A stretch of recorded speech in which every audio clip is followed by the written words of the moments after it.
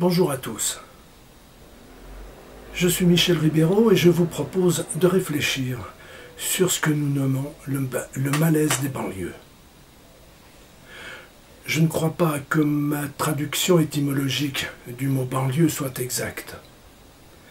Mais à en voir la vision que nous proposent les médias, on croirait de plus en plus à des lieux mis au ban de nos sociétés. Et nous les voyons s'enflammer, dangereusement, de plus en plus souvent, et parfois même sans réel motif. Pourquoi cette violence? Comment sommes-nous arrivés là? Que pouvons-nous faire pour arrêter cette escalade de haine et de violence? N'est-il pas trop tard pour cela? Je n'aurai pas la prétention de croire à l'infaillibilité de ces réflexions. Elles ne sont que d'humbles suggestions proposées par un citoyen suffisamment concerné par ces événements pour oser vous en faire part. Pourquoi la violence et à quoi sert-elle? La violence fait partie intégrante de notre humanité. Bien utilisée, elle devient la force qui nous pousse à nous surpasser, mais qui paralyse jusqu'à nous détruire dès qu'on lui laisse la bride sur le cou. Omniprésente dans toutes les formes de vie, et ce depuis la nuit des temps, elle fait son apparition dans notre morale judéo-chrétienne avec le meurtre d'Abel par son frère Caïn. De fait, toute l'histoire de notre humanité s'écrit à travers elle, dans son usage par exemple perpétuellement guerrier. Est-ce à dire que nous serions incapables de vivre en paix? Je ne le pense pas. Je crois d'ailleurs que c'est cette même expression guerrière qui, petit à petit, pousse l'homme de paix à lui donner vie en son propre cœur.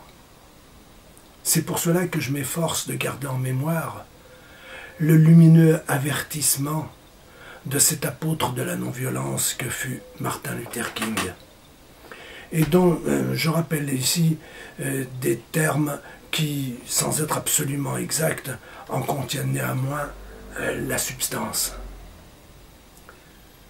Tu ne convaincras un violent de l'efficacité de la non-violence que lorsque lui-même s'en sera convaincu. Comment en sommes-nous arrivés là? En poursuivant la même réflexion, et pour faire rapide, je dirais que ce besoin de violence, inscrit dans nos gènes, mais bridé par l'incroyable fait de devoir, pour notre pays au moins, vivre en paix depuis la fin des années de la guerre d'Algérie, c'est-à-dire plus de 50 ans, soit une des raisons profondes à cette poussée destructrice. Si nous ajoutons à cela un pourrissement social réamorcé dès le milieu des années 70, qu'aucune politique ne sut ou ne voulut, peut-être même un mélange des deux, prévenir puis endiguer, et nous avons là le terreau nécessaire à toute explosion sociale. Terreau nécessaire, lui aussi, à la mise en place de cette politique mondialiste et ultralibérale où la personne humaine, comme valeur première de la vie, doit céder sa place aux valeurs marchandes et spéculatives. Mais penserez-vous, quels bénéfices peuvent-ils tirer de cette situation? Ne croyez surtout pas que celle-ci aille à l'encontre de leurs intérêts. Bien au contraire.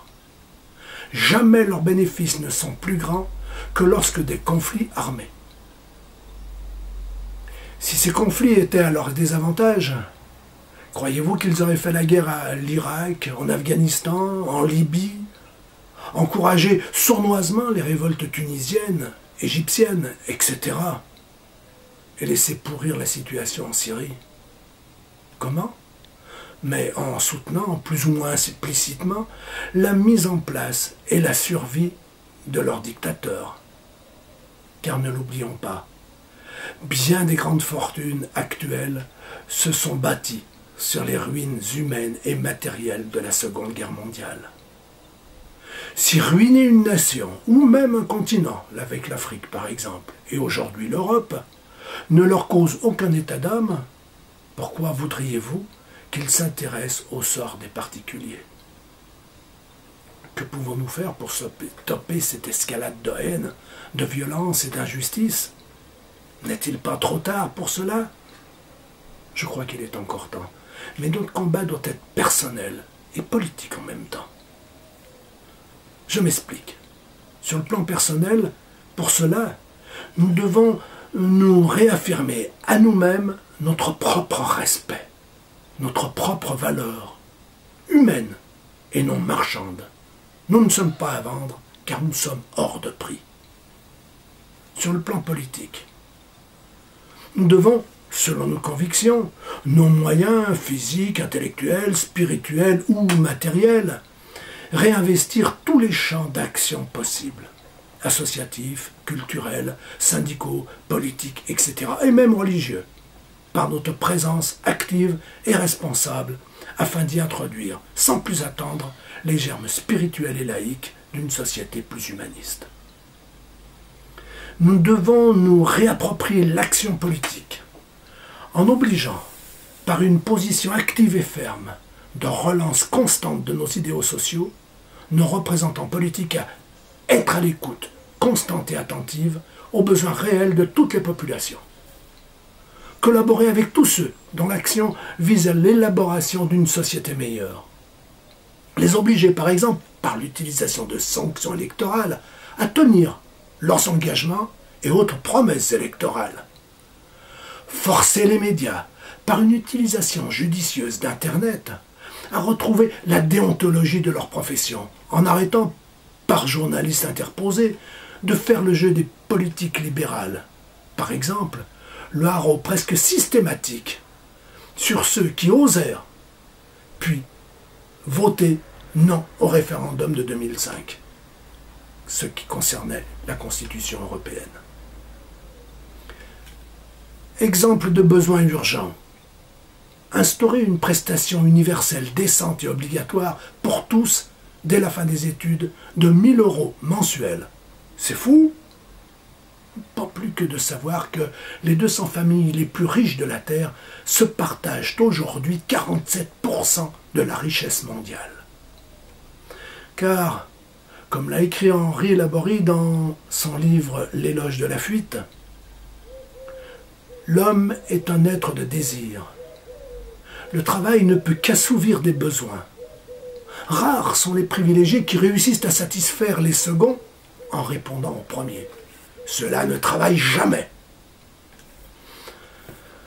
Nous devons permettre à l'homme, au moins dans un premier temps, d'assouvir ses besoins, en donnant au SMIC, par exemple, une valeur plus conforme au coût réel de la vie. Par exemple, 2 000 € net mensuels, sans aucune augmentation des prix.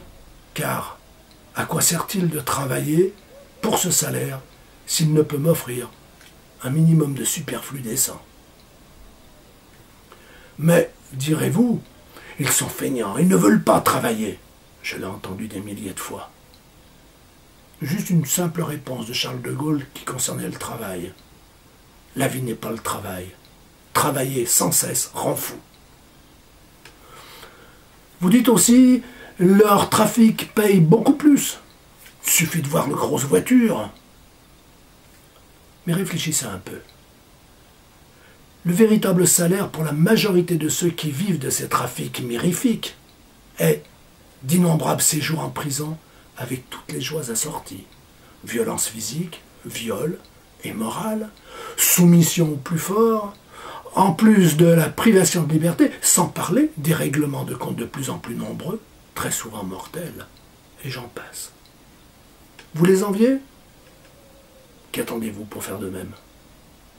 Eux ont choisi de ne pas vivre comme nous, et ils en payent le prix. Ils nous le font payer cher en brûlant nos biens. Qu'avons-nous donc oublié pour qu'ils en arrivent à cette extrémité? Peut-être ce passage tiré de notre Déclaration des droits de l'homme qui dit, considérant qu'il est essentiel que les droits de l'homme soient protégés par un régime de droit pour que l'homme ne soit pas contraint, en suprême recours, à la révolte contre la tyrannie et l'oppression.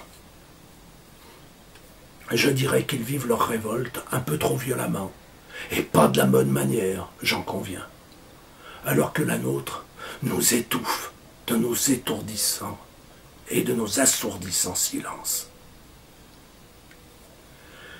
Et pour terminer ce court exposé, je finirai par ces mots que j'ai tirés du traité du savoir-vivre à l'usage des jeunes générations, écrit par Raoul Wanegen. Que reste-t-il d'étincelles humaines, c'est-à-dire de créativité possible, chez un être tiré du sommeil à 6 heures du matin, cahoté dans les trains de banlieue, assourdi par les fracas des machines, lessivé, tué par des cadences, les gestes privés de sens, le contrôle statique, et rejeté vers la fin du jour, dans les halls de gare, cathédrale de départ pour l'enfer, des semaines, et l'infime paradis des week-ends, où la foule communie dans la fatigue et l'abrutissement. Que reste-t-il de tout cela? De la force vive, déchiquetée brutalement, à la déchirure béante de la vieillesse. La vie craque de partout, sous les coups du travail forcé. Je vous remercie de m'avoir écouté, et à très bientôt.